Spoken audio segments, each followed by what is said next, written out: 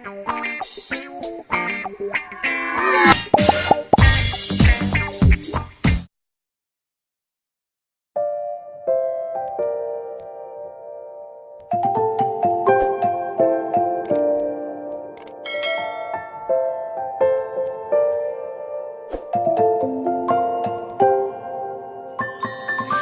many places still undiscovered, but you're stuck in a blast of yesteryear. Forget all the problems just for the moment. That is the kind of story you should see.